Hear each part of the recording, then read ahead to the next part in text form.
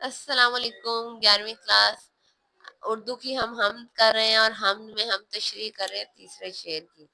شعر ہے: کس کے لیے نجوم بکف ہے روش روش، باب شہود کس کا کھلا ہے اف اف۔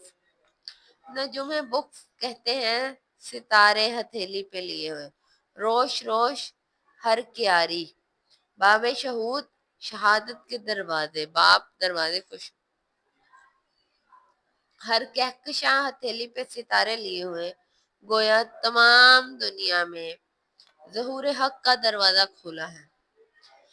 حفیظ صاحب اردو کے ممتاز شاعر ہیں۔ وہ اپنے منفرد انداز میں اللہ کی حمد و ثنا بیان کرتے ہوئے یہ شعر میں سوال کرتے ہیں۔ یہ شعر ایک سوال ہے، مگر اس سوال میں یقین چھپا ہو۔ شاعر کائنات کے نظام پر غور کرتا ہے اور حیرت سے پوچھتا ہے کہ یہ ستارے جو آسمان کی وسطوں میں روشن ہیں، ہر طرف وسط میں پھیلے ہوئے ہیں، آسمان کی وسطوں میں روشن ہیں، یہ کس کی خاطر روشنی بکھیر رہے ہیں؟ ان کا نور، ان کا ناز، ان کی رنائی آخر کس کے لیے ہے؟ یہ ایک معمولی سوال نہیں، بلکہ خدا کی پہچان کی طرف ایک فکری دعوت ہے۔ نجوم یعنی ستارے کائنات کے چراغ ہیں۔ ہر روش میں ان کی موجودگی ان کی علامت ہے۔ پورے آسمان پہ ستارے بکھرے پڑے ہیں، روشنی پھیلا رہے ہیں۔ کون ہے جس نے اسے بنایا ہے؟ کون ہے جس نے اس کی روشنی کو پھیلایا ہے؟ ان کی موجودگی اس بات کی علامت ہے کسی اعلیٰ ہستی نے انہیں خاص حکمت کے تحت وہاں سجا رکھا ہے۔ ان کی روشنی، ان کے راستوں پر بکھرے ہونا سب ایک مقصد کے تحت ہے۔ ہر چیز کا ایک مقصد ہے، اور وہ مقصد انسان کو خود کے وجود کی طرف متوجہ کرنا ہے۔ وہ مقصد کیا ہے؟ کہ انسان کو بتانا کہ تم اپنے آپ میں دیکھو تم کیا ہو۔ ٹھیک ہے؟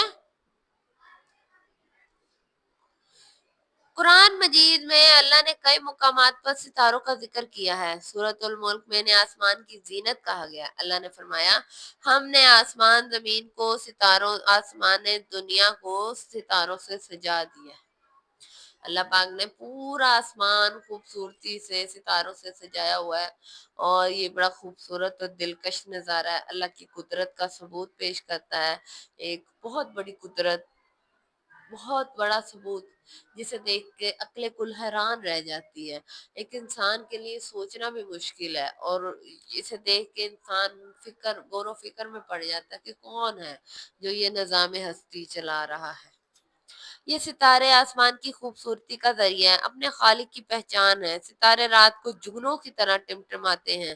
ان کا وجود زمین کے حجم سے کئی گنا زیادہ بڑا ہے، آگ کے گولے کی طرح۔ آگ کے اتنے بڑے گولے کس طرح انسانوں کے لیے خوبصورت وجود بنے ہوئے ہیں؟ وہ آگ کے گولے ہیں اور زمین سے بہت بڑے ہیں، پھر بھی ہمیں کتنے خوبصورت لگتے ہیں ستارے۔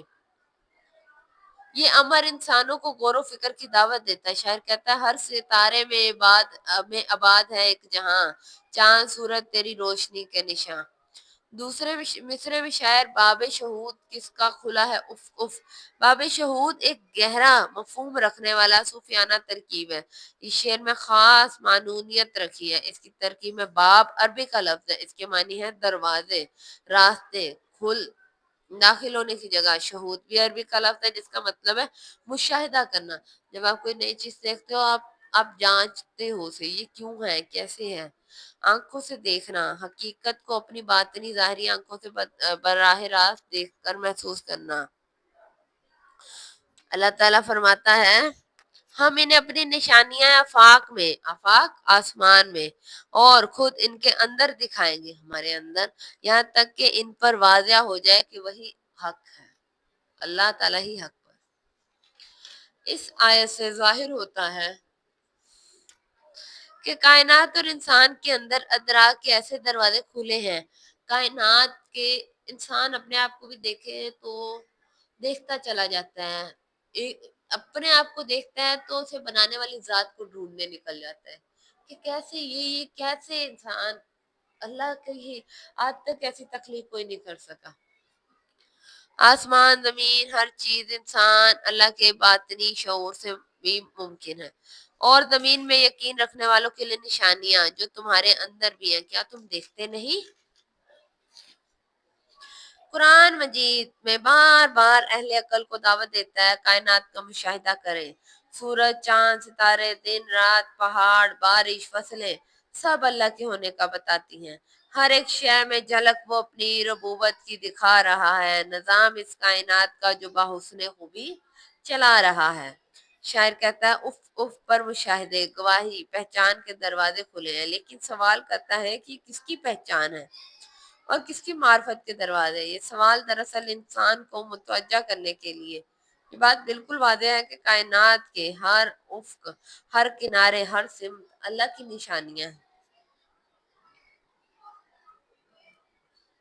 کائنات کی ہر شے اللہ کے وجود کی گواہی دیتی ہے۔ مشاہدہ کرنے والی آنکھ کے لیے ہر منظر ایک دروازہ ہے جو اسے خالق کی طرف لے جاتا ہے۔ جب بھی آپ مشاہدہ کرتے ہو، کسی چیز کو دیکھتے ہو، تو آپ کو ایسا لگتا ہے کہ آپ دروازے سے دیکھ رہے ہو اور دروازے کے اس پار آپ کو خدا کی ذات نظر آئے گی۔ ہر ذرہ گواہی دے رہا ہے۔ نظام کائنات ایک صاحب حکمت ہستی کے دست قدرت کا کرشمہ ہے۔ شاعر کہتا ہے اسی کا یہ جلوہ ہے چاروں طرف، ہزاروں نشاں ہیں ہزاروں طرف۔ شعر میں شاعر جو ہے گہرے معنی ربط کو استعمال کر رہا ہے۔ نجوم بخت کا مطلب ہے ہاتھ میں ستارے لیے ہونے۔ پہلے مصرے کا مفہوم یہ بنتا ہے کائنات کی ہر روش، ہر راستہ، ہر کنارہ ہاتھوں میں ستارے لیے ہوئے، ایسے لگتا ہے کہ کسی نے وہ ستارے ہاتھوں میں تھام رکھے ہیں۔ ستاروں کی روشنی باب شہود اللہ کی پہچان کی طرف رہنمائی ہے۔ انسان کائنات کی روشوں میں بکھرے نجوم کو دیکھتا ہے، خدا کی نشانی پہ غور کرتا ہے تو اس پر باب شہود کھلتا ہے، یعنی اس پر معرفت الہی کا دروازہ کھلتا ہے۔ انسان جیسے جیسے زمین، دنیا، کائنات پہ غور کرتا جاتا ہے، اللہ کے قریب تر ہوتا جاتا ہے۔ مختصر یہ ہے کہ شاعر ستاروں کی روشنی اور ہر افق پر قدرت کی نشانیوں کا ذکر کر کے سوال کرتا ہے کبھی ان پہ غور کیا یہ سب کس کی قدرت کی نشانیاں ہیں؟ یہ انسان کے لیے دعوت فکر ہے، انسان کو سوچنے پہ مجبور کر دیتی ہے۔ اپنے خالق کو پہچانو، اس کی بندگی بجا لاؤ۔ آخر میں شاعر کہتا ہے جگ میں آ کر ادھر ادھر دیکھا، تو ہی آیا نظر جدھر دیکھا۔ یہ ہمارا شعر مکمل ہو گیا، انشاءاللہ ملیں گے نیکسٹ شعر کے ساتھ۔ شکریہ، اللہ حافظ۔